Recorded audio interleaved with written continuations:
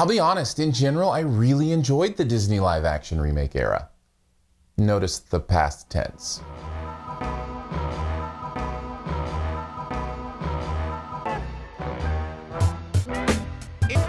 Dumbo is Disney's latest live-action remake, this time taking the beloved flying elephant into the real world with the help of Tim Burton. Is that really the real world? In addition to the nostalgia, catchy songs, and sentimentality, the original also had a 60-minute runtime, animal cruelty, and overt racism. Is there a way to turn all that into a good adaptation? Well, here's 5 things you might want to know about Dumbo. And Dumbo's coming in for a crash landing. I did not have a good time with this movie at all. Did not like it. That's always a bummer when you don't like a movie. We'll talk about some of the reasons, but as always with SiftPop, let's start with the good stuff. Tim Burton. His visual style is really interesting. I like it. It's something I'm a fan of. I'm not always a fan of the end result, as is the case here, but I am a fan of the visual. And I joke around about the fact that they're taking something so different and trying to make it real. The original Dumbo is so much fantasy. To put that in an authentic real world would be strange. And so maybe the thought is Tim Burton is the bridge. And in this way, the visual way, I think that actually is the bridge. That's the way to make the fantasy of Dumbo into a real life movie. The problems are not the way it looks. I love some of the colors and the interesting ways that things move through the frame. I love the CG in this movie. I think Dumbo is absolutely adorable. That little elephant is so cute and yet also quirky and interesting. In other words, very Tim Burton-y. And I think if we're going to give the movie props on anything, I think it's that fingerprint of beautiful quirkiness that Burton is known for. And that might be the only thing I'm going to give the movie credit for. It's time to head into the negatives. What a bummer. This movie's so bad. Let's start here. The references. They're so forced, and they're so throughout the movie. I've defended the other live action remakes that Disney has done, and even the references in them, because I thought they were clever. I thought they were interesting, and I thought they were integrated well. And also, they were kind of distanced from each other. This is reference after reference, quote after quote.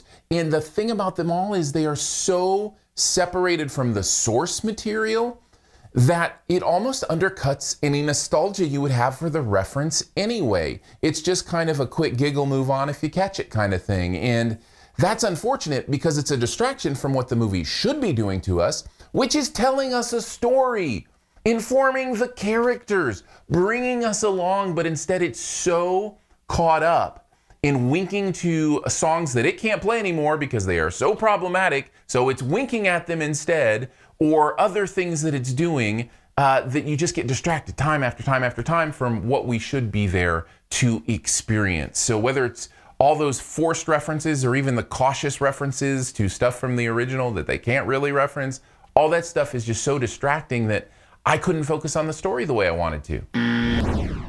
Another reason this movie was distracting for me and the story just could not come through, is it didn't know what world it wanted to live in. Did it want to live in the fantasy world of the original, or did it want to be an authentic real world? Now, I talked about Tim Burton is supposed to be the bridge to that, right?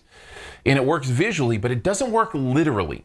For instance, these animals don't talk. In the original, they did. I mean, Dumbo didn't, but his mouse friend did, the other elephants did, the crows certainly did.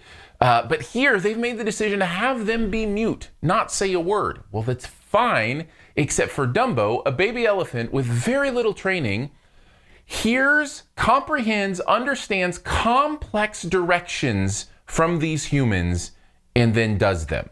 Well, if you're going to ask me to suspend my disbelief in that way, I can certainly suspend my disbelief with the talking animals. It's hard for me to understand why you're making the choices that you are making in those moments. What kind of movie do you want to be? Not only that, there's other elements. There's a bubble sequence, without giving too much away, that not only just doesn't feel real to this world, it just completely defies the laws of physics. I'm talking about laws of physics in a movie where a baby elephant flies with his ears. I get that. I understand that. I'm just saying That's why this is a fantasy. That's why this movie can't be put in the real world. And you're trying to stretch it to get there, and it's just not there. It's still a fantasy. And because of that, there's nothing new or interesting here. You're not really making any kind of transition. And if the movie had just decided to still be a fantasy, I think they might have had a better shot. And let's talk about the performances. Let's talk about Colin Farrell. I have never seen a more boring Colin Farrell in my life. Now, I try to be very clear when talking about actor or actress performances that there are so many people involved in crafting that performance. The actor is certainly key to that, but there's the director, in this case, a big part of it, since it's Tim Burton and he has a style with what he likes to do with his actors. There's the editing. There's the choice of which takes to use. All that is crafted overall, right? So I don't blame necessarily Colin Farrell, who I've seen be amazing in other things, but he is so dull here. And the other thing is Michael Keaton, who I've also seen be great, is so over the top and so bombastic as to be not only annoying, but completely unbelievable. The choices he's making, the words he's saying. Now, this is possibly, again, the Tim Burton effect, and I know that that is a huge possibility, but it doesn't change the fact that, again, I'm trying to figure out what kind of movie this is. I'm trying to figure out what the story is, but I'm constantly getting bombarded by these performances and these actions in a way that does not benefit what's going on. Sorry if I sound a bit frustrated. I do not enjoy not liking movies. It's not my favorite thing. There's one more thing to talk about.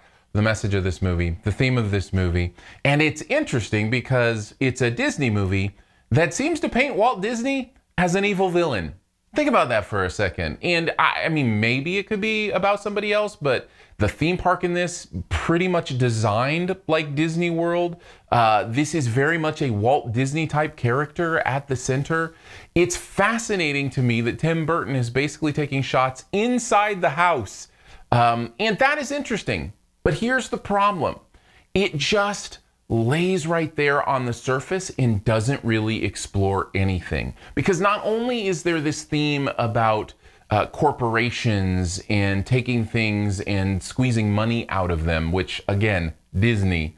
But it's also a message about maybe your disabilities or the things that make people think that you're a freak are the things that make you excellent. That makes sense for Dumbo. I think if you want to give a theme to the original, that was probably the theme.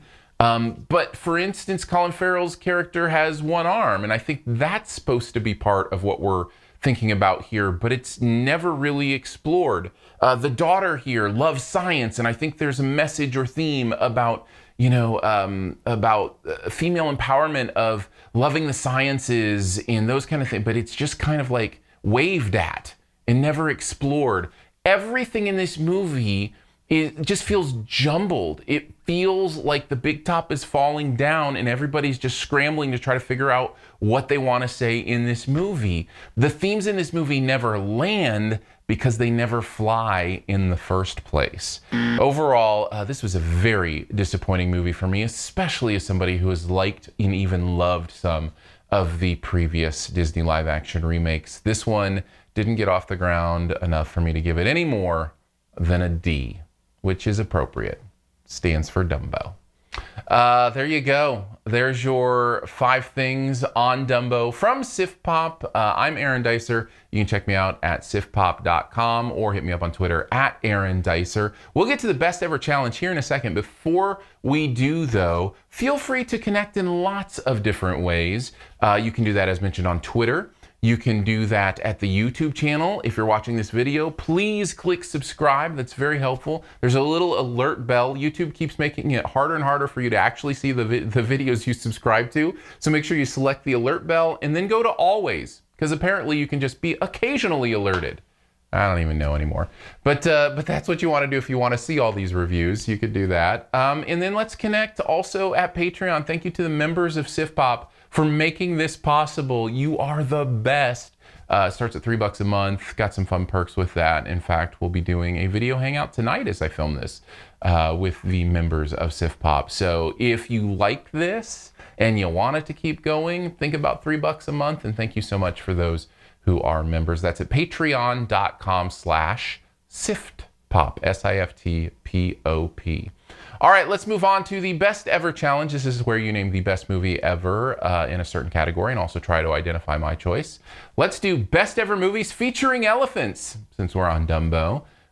Featuring can be a pretty broad term, and I'm going to stretch the term elephant a little bit for mine, and I'm going to go with the movie that, even though there's a lot of parts to it, only counts as one. That's what I'm going to say. Take a guess at mine in the comments. First person to get it right does get that SiftPop point. And as always, make sure you click subscribe when you see the logo in the middle of your screen. And that's happening right now.